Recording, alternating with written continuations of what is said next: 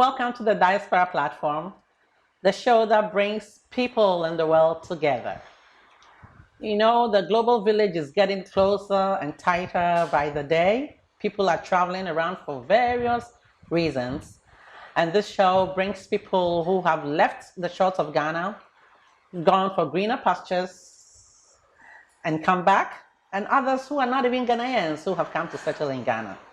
Our focus is to bring people back home, to make Ghana a better place. And today I have a special lady in the studio with me.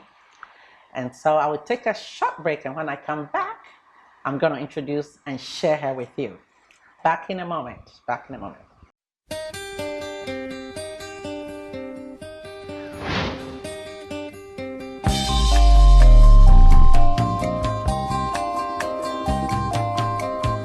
You've been gone, it's an empty home. Come on back where you really belong. You are always welcome home, welcome home.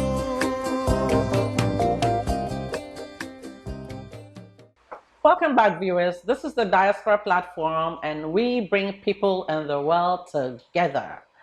I'd like you to join me to welcome a special guest to the studio, and she is going to tell us a bit more about herself. Welcome, Auntie Aggie. Thank you, Nanayaa. Thanks for the opportunity. My pleasure, my pleasure. So when we talk about Dr. Agnes Adu, Yes. who is she? Well, first and foremost, I am Ghanaian. I was born here in Eastern region in Esiakwa. Wow. So I claim that very tightly. Nice. And then, like you said, I've traveled abroad, or I've traveled outside of Ghana, went to the US quite early. Really? Yes, I did all my schooling, or most of my schooling in the US, in New York. I got to New York at age around 13, 14, so I've been... I was a teenager. I was a teenager, Wow. so I did my schooling, my high school. I went to high school in Brooklyn, Whoa. of all places. Wow. A tough place. Yeah. So going from where I grew up in Yeah. Koforidua, transitioning to Brooklyn, that's like one jungle to the next. I can imagine. Oh, wow. Jungle of a different nature, but jungle nonetheless. But Brooklyn is softer than the Bronx, isn't it? I think so. Well, Yeah. we Brooklynites want to believe that. We think that Brooklyn is nicer, softer than the Bronx. Especially when I grew up in the times where I grew up in New York. Bronx was a tough place. Bronx is the Bronx. And now Brooklyn actually has come up quite a ways where pockets of the city has been reclaimed and rebuilt, and now you can't even afford to live on the street I grew up on. So that's something to be said about that. So I've gone around, I did my schooling. Next, I'm a doctor by training. I'm a medical doctor. I'm an optometrist, which is a subspecialty in medicine for eyes. So I'm an eye doctor. Nice. And I've practiced that type of medicine for the last 15 plus years in the US. And then slowly I have transitioned back to Ghana. So Brooklyn life lasted for how long? Well, Brooklyn was high school, so mostly high school. My bachelor's degree, or my first degree, was at the University of New York, State University of New York, so the SUNY system, yes. So I actually got an award from SUNY. Is that right? 2008. Is that right? Yeah. Nice, nice. I went to the Stony Brook campus. So my next 4 years after high school is Long Island or Stony Brook. Okay. I did my education, my first bachelor's was in psychology.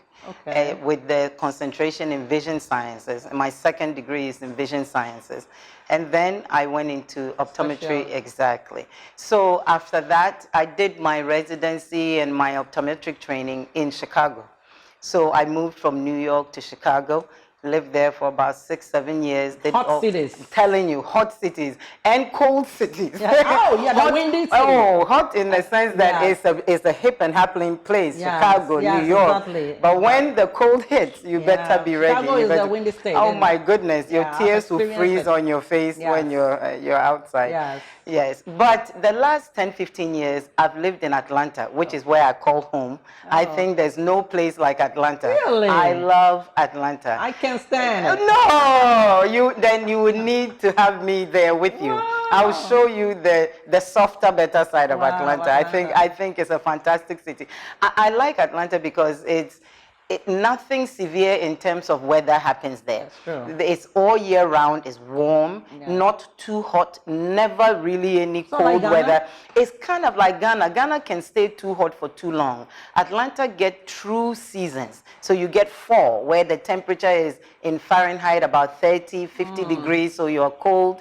And you get winter where it will drop under 30. And then 9 months out of the year, you are 72 degrees. But it rains a lot in Atlanta. And not really. In the rainy season, in May, April rains bring May flowers. That's basically Atlanta. Oh, okay. It'll rain the whole of April, and then May through December, you are enjoying fabulous weather. Well, my it's family nice. is in Atlanta now. So, Really? yes. Then you have a good reason to Douglasville. come in. Oh, really?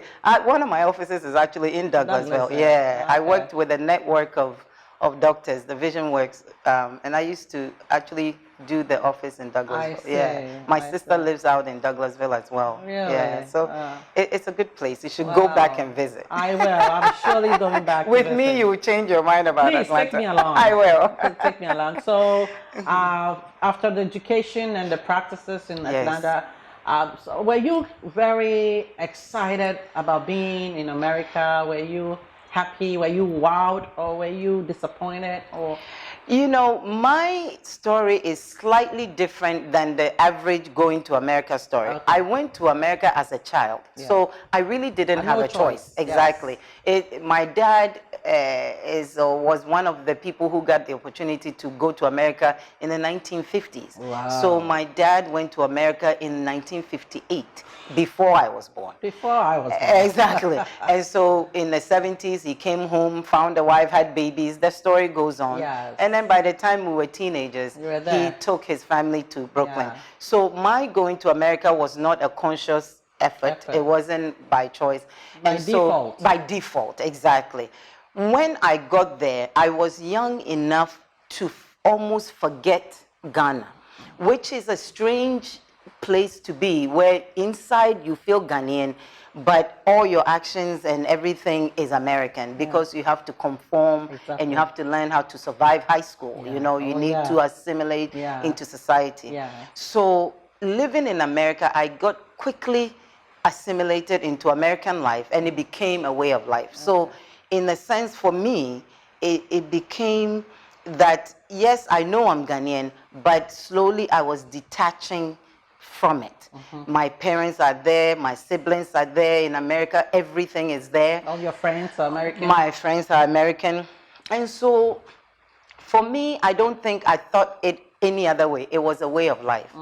How I transitioned back to Ghana, I think it was by the grace of God. Really? Yeah, really, because I didn't feel as if I was ready and said, okay, here, I'm going to Ghana. My transition was quite slow, and it was always with some purpose. Was it conscious? It was conscious at a point. For a while, I said, okay, Ghana is not for me. In my 20s, it wasn't anything I considered. But as you live in America, that system teaches you quickly that you don't belong there fully. Eventually, you realize that your ceiling, you will reach your ceiling, and there's nothing else you can do to break that ceiling. You are woman, you are African, you are black, you are this, you are that, you are inside a box, and that's where you belong. And so you can get comfortable in that box, or you can decide, okay, this box, enough of this I box. want to break Where free. else? Exactly. So So after a while, it became, okay, I'm done with what I can do in America. What else is the next? And that's how I transitioned So back. there were situations that were compelling you to look Precisely. for your roots, or look for Precisely. a place that you belong to. Precisely. My parents were key, specifically my mom. She is also a diasporan. Okay. She, in her 20s, she got married. She had 2 young babies. She left behind me and my brother. My parents, my dad came to get her. And so she never really detached as her kids did, because she had some roots here. Her mother, my grandmother, was still alive when we were younger. And she was the one bringing you up. Precisely. So she always kept us grounded. In the home, we spoke tree, so we never forget. Make country, Awesome. We never forget the tree. In the home in Brooklyn, that's what the mode of communication. So she kept us connected. That's good. And that helped in my thinking that eventually this is your home. Exactly. Ghana is where you belong, and you need to take it seriously. Wow. The last, let's say, 5 years, I got conscious about coming to Ghana. So I'll come find projects to do. First, my training in optometry, I feel that I need to come back and use that. Exactly. Okay, How can I better Let's take a those quick things? break, and then we'll come back and talk about the compelling issues that brought you to Ghana. We'll back in a moment. Don't go away. Back in a moment.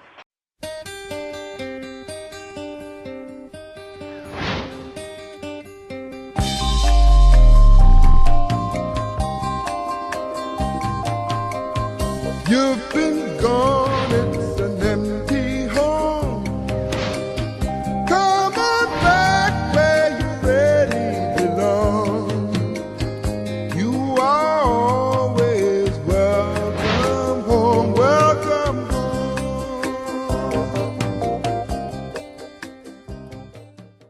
Welcome back to the show. If you just joined, you're watching the Diaspora platform. We are bringing people and the world together. Let me take this opportunity to acknowledge my sponsors.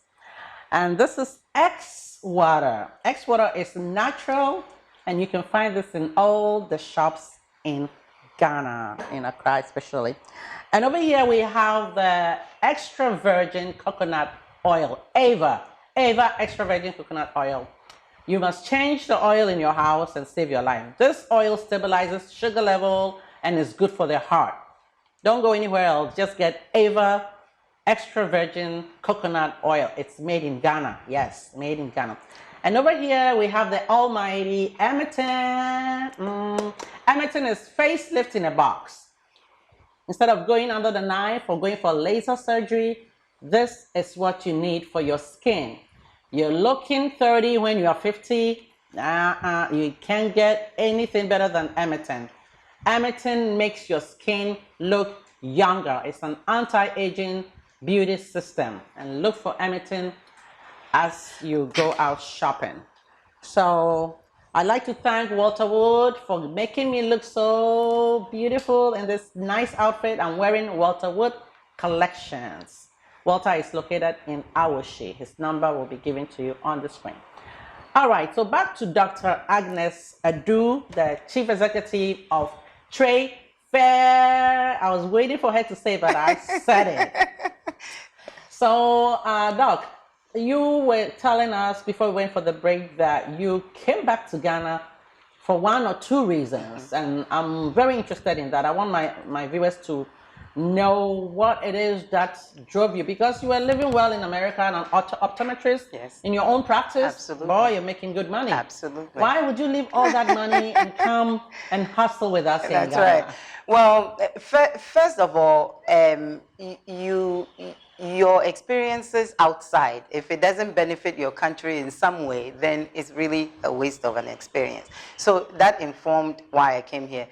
I also found that my experiences as a doctor, I can impact it on the coming doctors, and so I volunteered to teach at the university. So for about a year or so in 2014, as part of my transitioning back to Ghana, I volunteered as a visiting professor at the University of Cape Coast in the School of Optometry, where they train. So I got my hands on the future generation of optometrists, impact some wisdom, impact some knowledge, and help.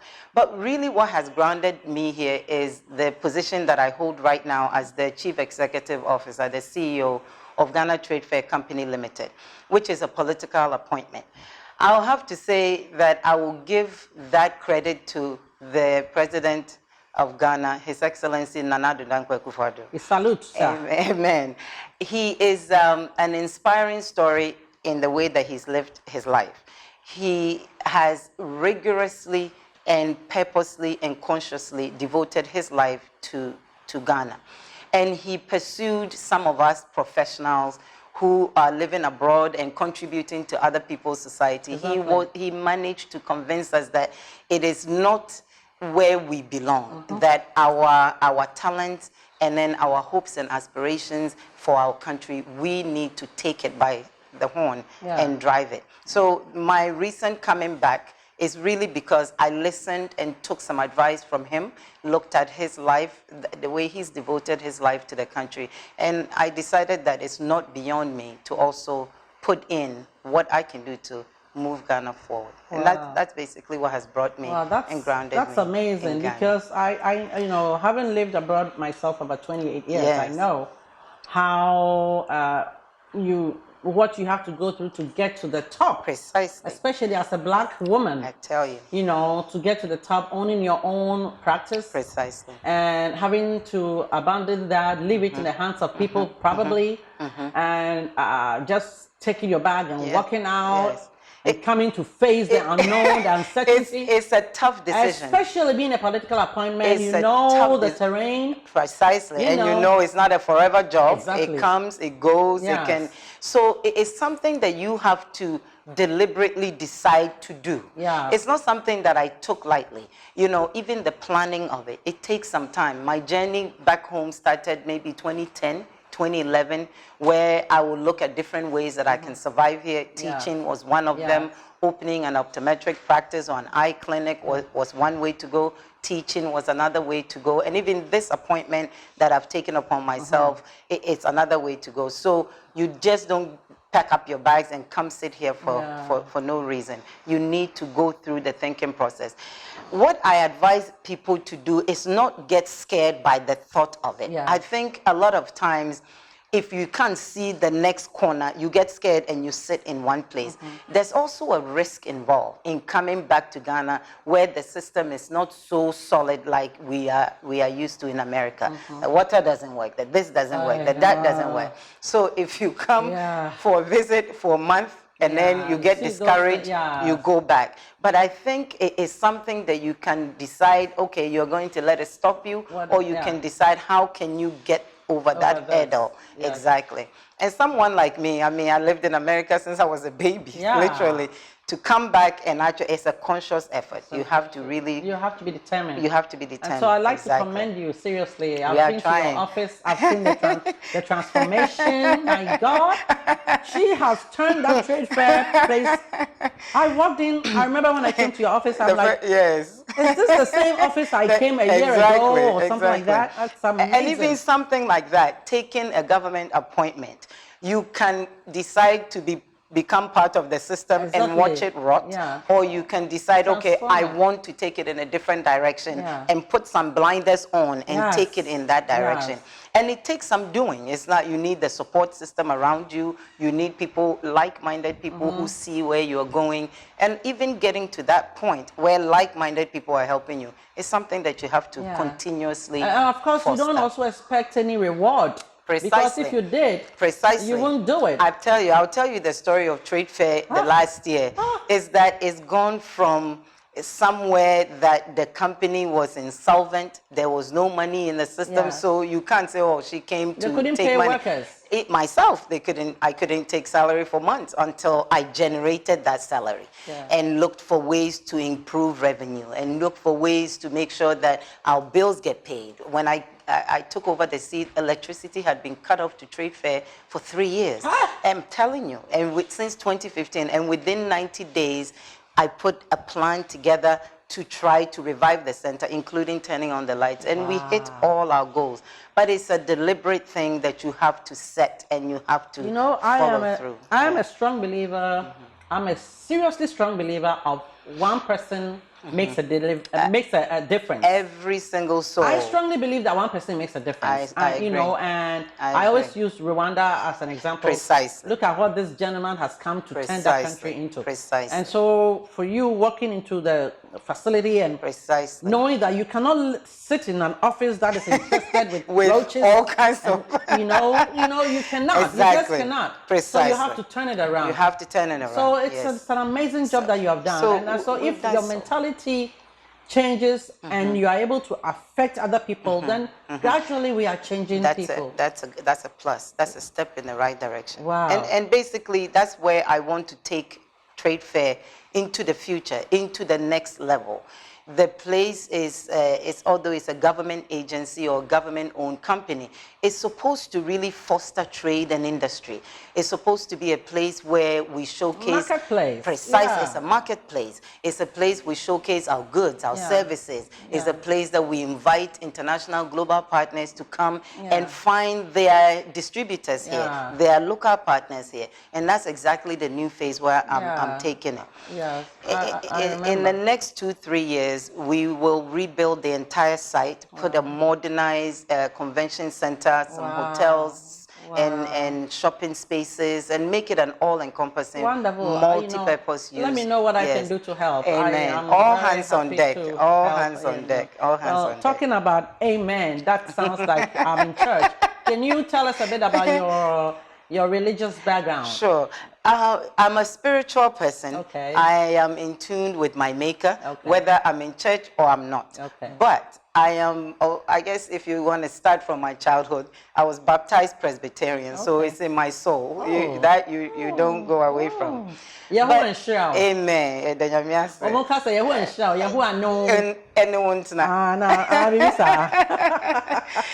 But you know, America has a way of changing you. Yeah. You know, and I thank God for that strong religious or spiritual upbringing in Esiakwa, in Koforidua, where I grew up.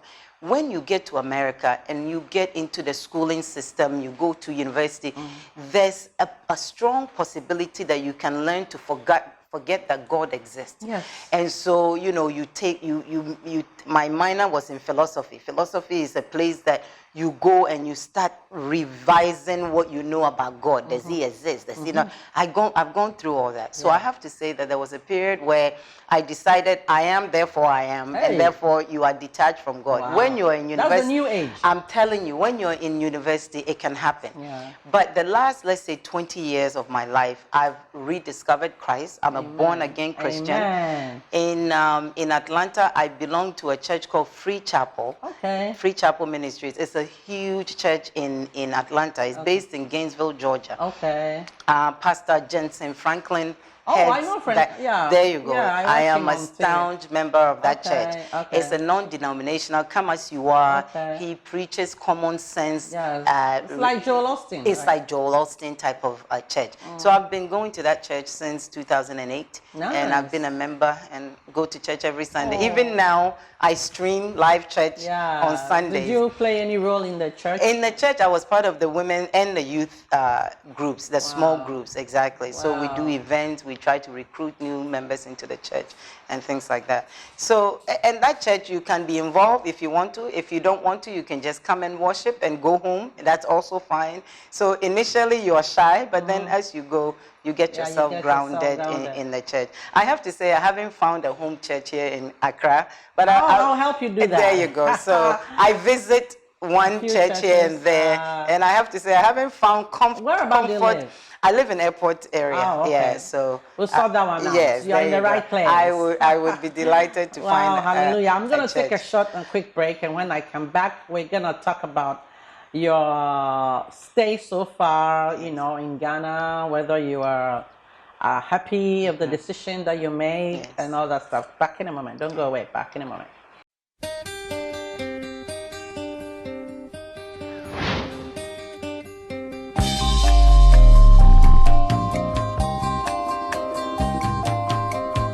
You've been gone, it's an empty home.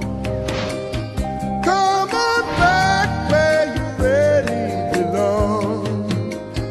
You are always welcome home, welcome home.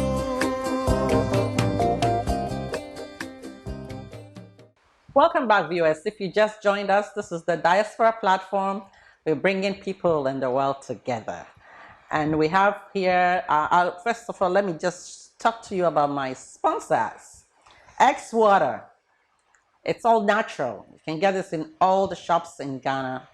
X Water is the water for you and your family. And over here we have the Ava Extra Virgin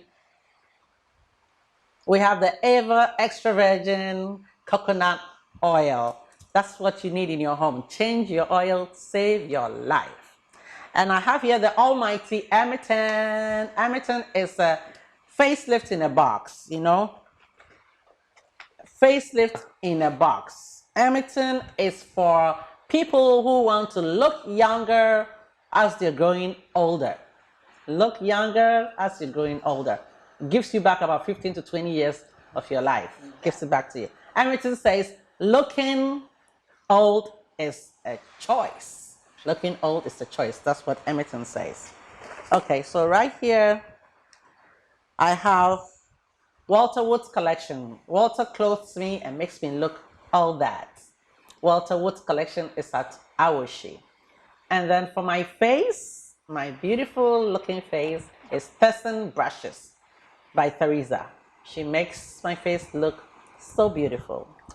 So back in the studio with Dr. Agnes Edu. Dr. Agnes Edu. We were talking and I got to a place where I really want to hear about how you feel coming back to Ghana. Right. Like you said earlier, people get scared when they come home for about a few weeks and they see all the negatives and, you know, they go back, I'm not coming back, I'm not coming back. But you did back and forth and you still decided to come and stay. Has it crossed your mind where you say, I've regretted, or I should have come earlier, or I'm happy? What is going through your mind? What do you feel like? I think my story is a little unique in the sense that I had this purpose of taking this job as CEO of Ghana Trade Fair Company. And that's what brought me back home. So regret is not even an option at this point. I have found that as the days go by, as the weeks roll by, I'm getting more and more adjusted. I'm getting over some of my initial hesitation. I'm getting over some of my fears. I'm getting used to the traffic. I'm getting used to traffic. I don't think we should ever get used to that. Motorcycle drivers. But really, all my hang-ups and hesitation about living in Accra, slowly I'm adapting to it. So no regrets whatsoever. But I have to say that the challenges are many. And so I'm still facing some as I go along. In the job that I'm doing, it's a big seat that I occupy. So I have worries about whether I can pull off the project in the time that I have set for the project. Those type of things, of course, can keep you up at night. But I think overall, my transition back home has been smoother than even I thought. In the sense that the job that I came to do, I'm in place and I'm doing it and taking it one day at a time. So for me, it's been rewarding, I think. And what about the people around you? Have they been welcoming? You know, because sometimes we hear, or you know. So. See, I tell you again, maybe my story is unique, but I have tremendous support. And I'll give you an example. I came into a new government that is trying to fix trade fair. So the old government has moved the old CEO out, but the staff is still the old staff. So of course, you expect that there will be some glitches along the way. But I tell you, it's how you approach the situation. So my first staff meeting, for example, I laid down some rules. I said, well, I can either let you go and bring my own, or I can repurpose what you do here or strengthen what you do here and keep you. And as much as I would like to say, okay, I brought in some new people and then I use the exact same staff and retrain them, it's really about who is in the seat, what encouragement, what support that you give that staff, and the direction that you set for them. And then those who will follow will follow. Those who would not, they'll fall off as time goes on. But the same staff. So the support that I got from even the existing staff was tremendous. No hiccups, no resistance, and we are all moving in the same direction with one goal. So I've been lucky. And it makes the transition a little easier. Exactly. But at least work-wise. And your targets are being met. I set my timelines, monthly timelines, weekly timelines, the entire project timelines. And we are hitting it, you know, with some delays here and there, hiccups here and there. But overall, we are hitting. So do you have plans of going back to the US? I do. You know, Atlanta is... I call that home. So I will always have some affection or some affinity to go back to Atlanta. Yeah. I have a home there, which I intend to keep. I would always have a home there. Yeah. But Accra is now my home. So when I go back to the U.S., it's really to take a vacation, maybe go and relax for a week or 2 or a month, and then come back do a little shopping. Do a little shop. You know us girls. You go to the rack. You go to the rack. I miss going to the rack. DSW. I'm telling you. And you know, in Atlanta, every town has a pocket of shopping that you can do your TJ Maxx, your DSW, your racks, and then you get a bunch of junk that a girl shouldn't even buy. Talk about junks. Now we have the junks following us. Oh my God. We have Burger King, KFC. I know. It's following us. You know, the junk is following us. I used to come to Ghana to slim down. Yes. Because sometimes, I mean, my stomach is American. It can't take too much of the Ghana stuff. So I'll come and I'll watch what I eat and then I'll slim down. But now KFC is here. It's chasing you wherever you go. So the last month or two, many people have told me, "Oh, Doc, you've put on some weight." Hey. And in Ghana, they think that that's a compliment. I know, but right? In Ghana, when you put on weight, it's supposed to be a good thing. Yeah. Because so, I don't know. I think they have come to know that maybe the guys like like a little, exactly, they a little like some meat flesh on the bones. Absolutely. So, wow, it's interesting. Yes. So, would you like to advise people who are planning of coming to Ghana and to the affirmative, or how would you approach people or advise people who are thinking of coming to Ghana? Definitely in the affirmative. I will start from this phrase that we throw around, brain drain. You hear it a lot. You hear that Ghana is not developing because all our talents are being drained into other countries, are being drained into Europe, into the US. Now, brain drain doesn't have to be one way, right? Reciprocal. It has to be reciprocal. I think that you drain it to go and gain some experience, and then you have to drain it the rest of the way.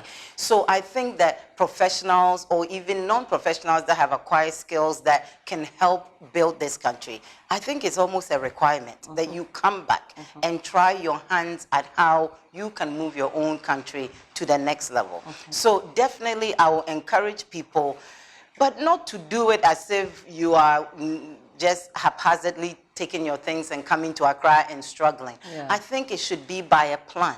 You know, whatever it is that you're doing. Set an agenda. Precisely. Whatever it is that you do in the US, find the ways that you can do the same thing in this country, either because you want to add to the robust economy, or you want to make it as a business that you live on.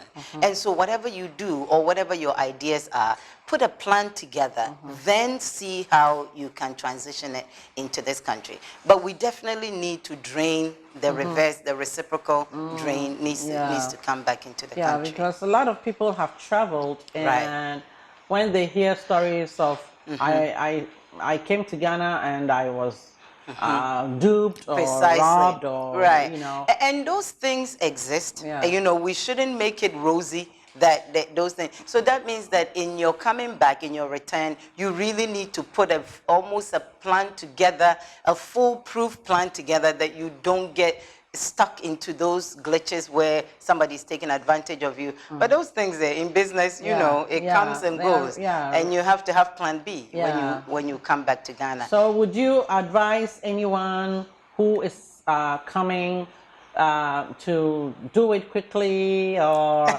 to... You know, in the private sector, I think this government is private sector friendly. I think for the first time in a long time, the country, the next level of development in this country will be through the private sector. And I like that idea. That is encouraging news for those of us who live in America and want to come here and work in the private sector. A lot of people want to come and maybe find a government appointment or find a job in the government. I think we are moving away from that, where we want the private sector to really be the engine that drives this economy forward.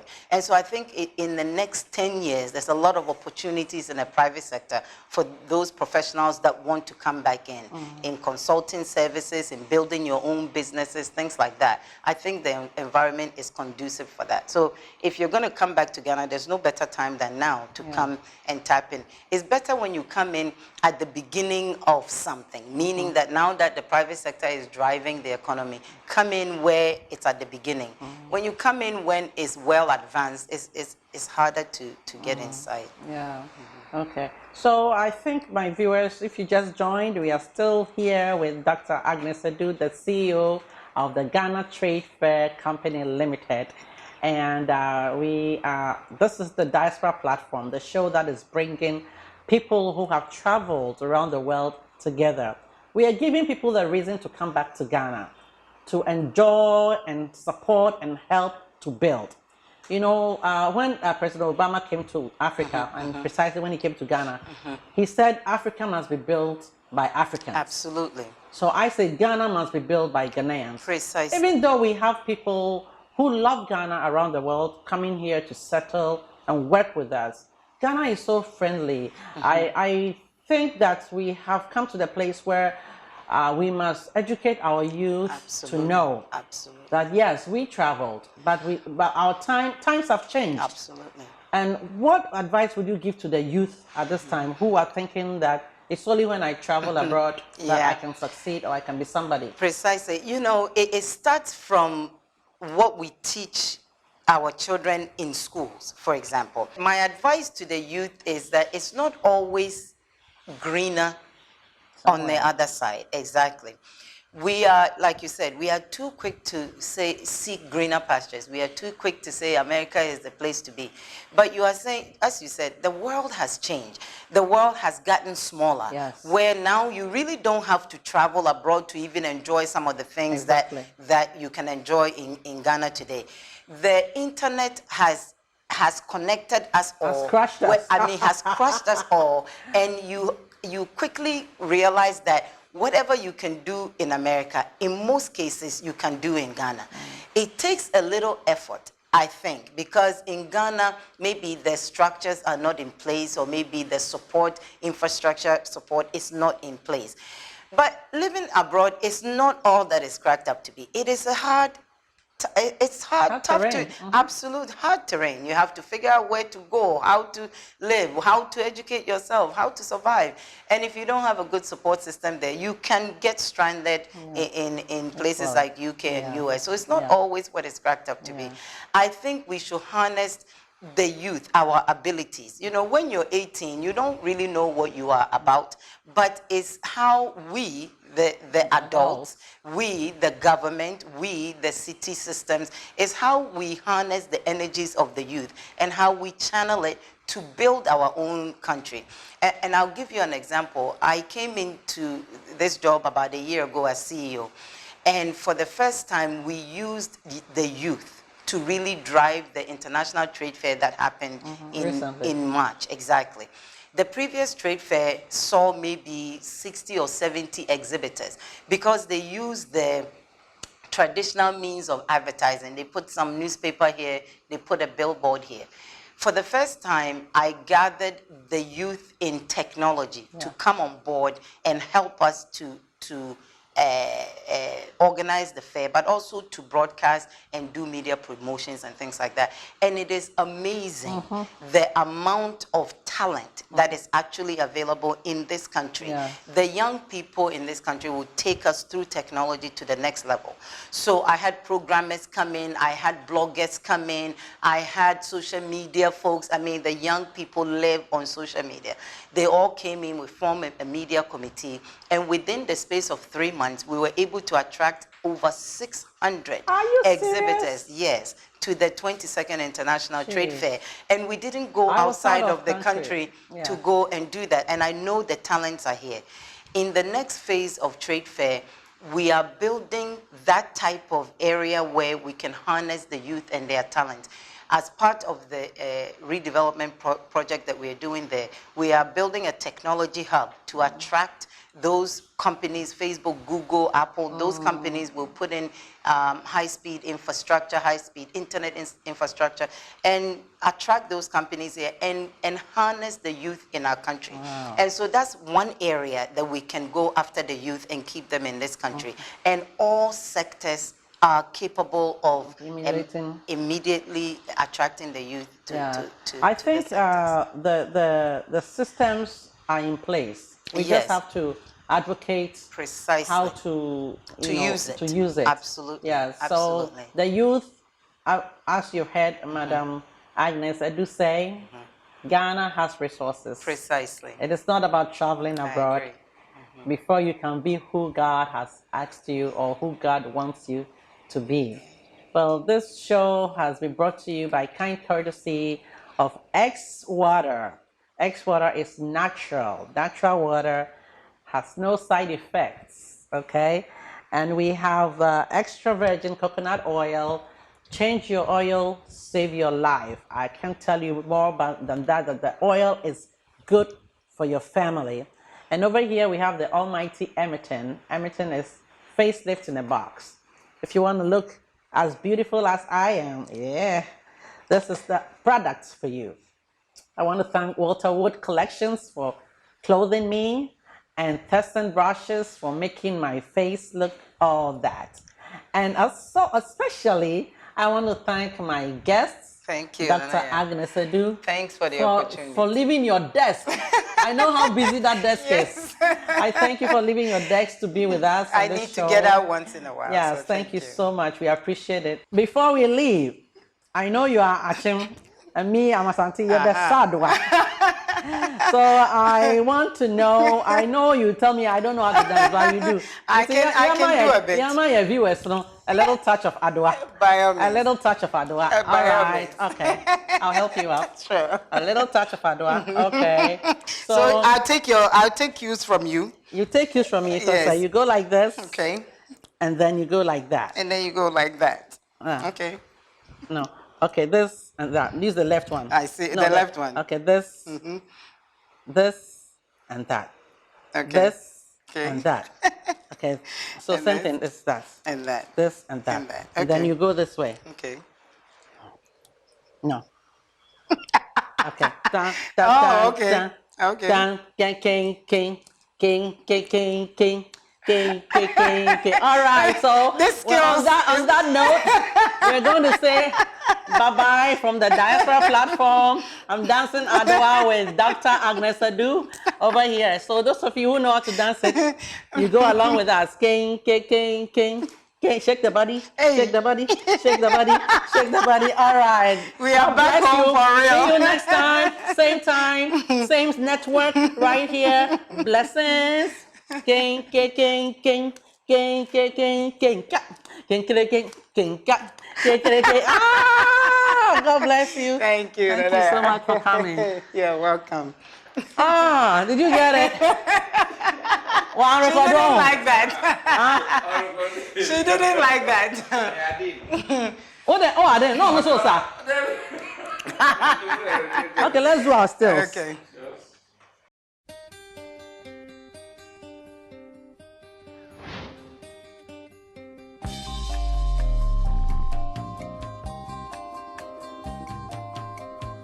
You've been gone.